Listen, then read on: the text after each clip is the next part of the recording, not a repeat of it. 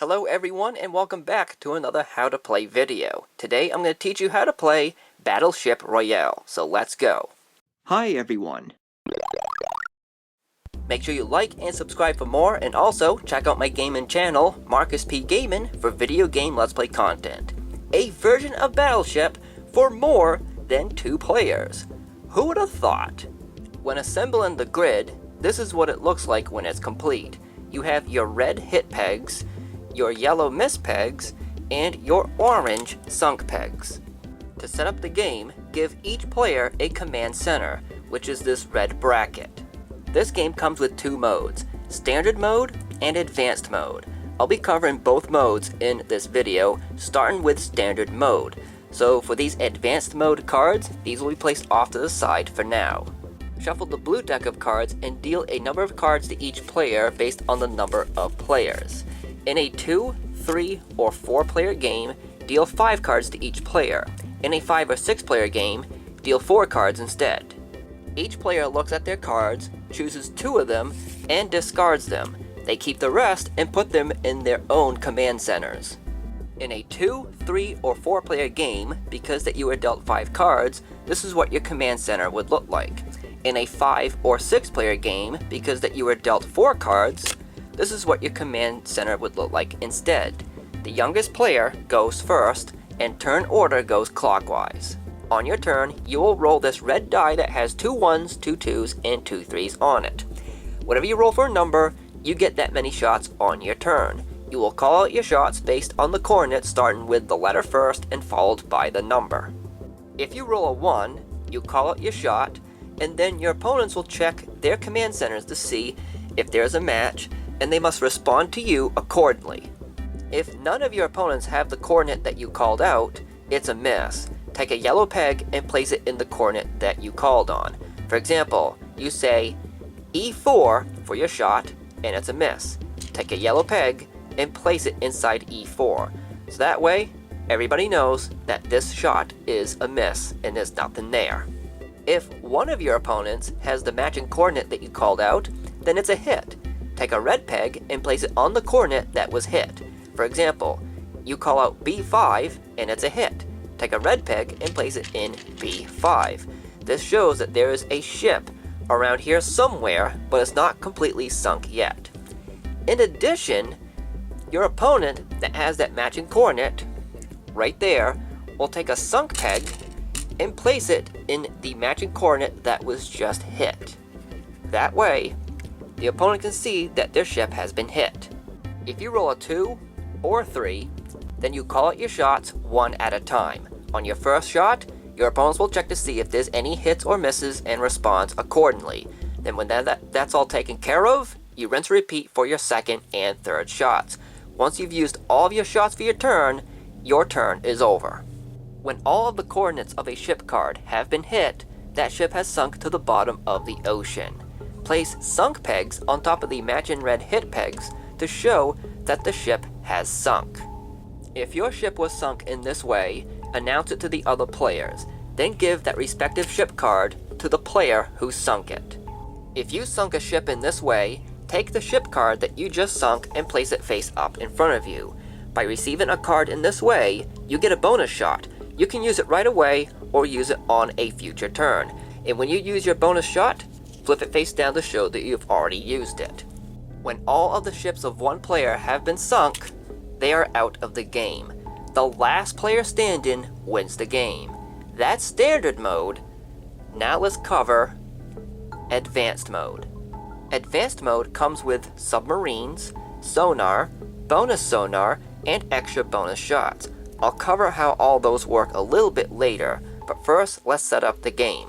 Give each player a command center, as per usual, and you will be using the red cards instead of the blue ones. Separate the cards into 2 decks, one just submarines and the other is the remaining ships. Shuffle both decks up and deal 1 submarine card to each player. In a 2, 3, or 4 player game, deal 4 ship cards to each player. In a 5 or 6 player game, deal 3 cards to each player instead.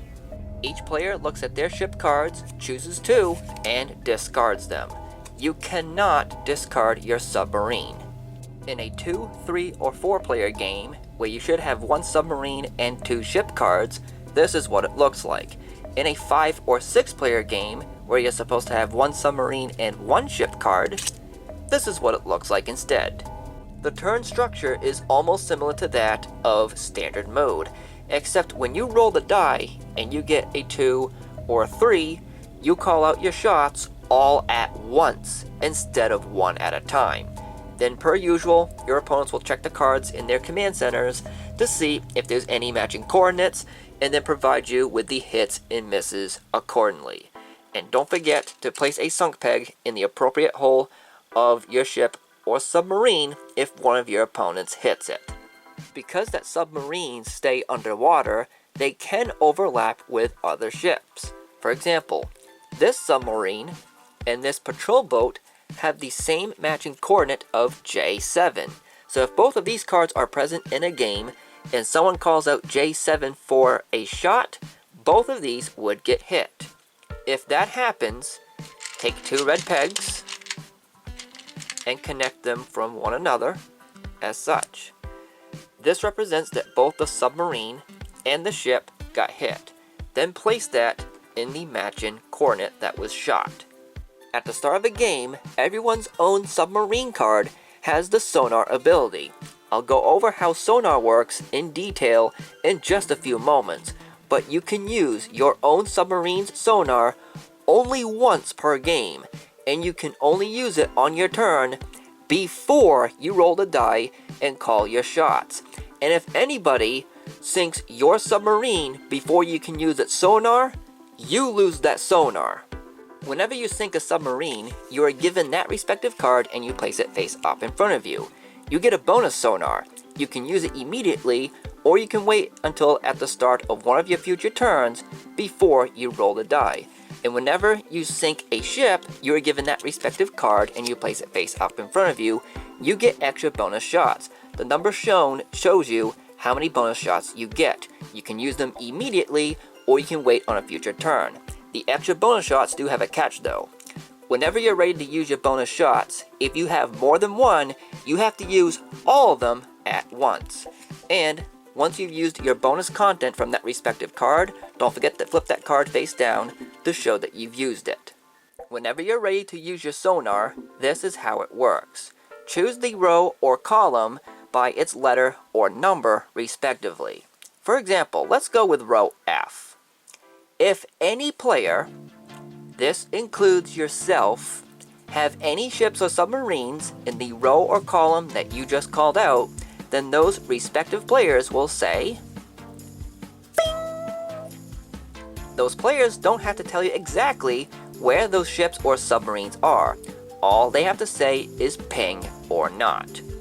If you get a ping in this way, take a hit peg and place it in that spot that you chose. Even if there are multiple pings in the spot that you chose, you only place one hit peg in that spot. And if the row or column that you chose does not have a ping at all, then place a miss peg in that spot instead.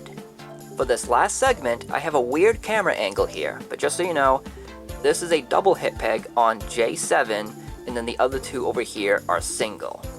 So what happens if an overlapping ship or submarine is sunk before the other? Well, I'm going to go back to these same 2 cards I had earlier, this patrol boat with the coordinates of I7 and J7, and the submarine with coordinates of J7, J8, and J9. Just so you know, if you look, the submarine has sunk. Place the sunk pegs on top of the hit pegs, as usual, but do not place the sunk peg on top of the double hit peg. This is because the patrol boat is still alive. This shows that players still have something to fire at. Then, that's pretty much it. Once a player's submarine and all their ship cards have been sunk, they're out of the game. The last player standing wins the game. And that is how you play Battleship Royale. I have a problem with this game. Because that all of the ship's locations are pre-selected on the cards for both modes, which eliminates the choice to place your ships on the grid, someone who will play this game many times enough will recognize all of the ship's locations in the back of its mind. So that experienced player may play a game and witness a hit on one of the coordinates, and that player will be like, oh, I know where that ship is. It's only a matter of a shorter amount of time before that ship is sunk. Or that player might witness a miss on a coordinate, and it'll be like, oh, I know where that ship would be. If a player had a card for it for that game, I'll just ignore those coordinates so I can save myself the trouble. I'll back that info up with some spoilers. You have been warned. So as you can see on the grid, I have 5 coordinates covered with miss pegs. When you play a game, these are guaranteed to be misses because these coordinates are not shown on the standard mode cards. And for advanced mode, because the ships and submarines can overlap, there's a lot more misses, and this is what it looks like. The spots covered here are guaranteed to be misses because these coordinates are not shown on the advanced mode cards. There's only one coordinate that is not shown on all of the cards in this entire game. That would be I-8. So whenever you play Battleship Royale, whatever you do not choose I-8. Someone who has played this game a lot will simply ignore all the coordinates that will never have a ship and then go for the spots that might.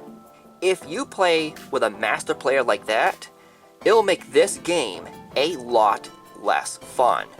I do admire Hasbro's attempt to making a Battleship for more than 2 players, but the original Battleship is way better when you get the choice to place your ships in any part of the grid that you want, which leaves your opponent guessing when you play.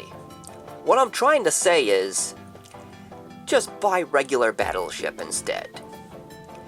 And since I've already brought it up, if I don't forget, I'm going to put a card in this video where you can learn how to play the original Battleship. Anyways, that's it. That's going to do it. Thanks for watching, and I'll see you later. Take care.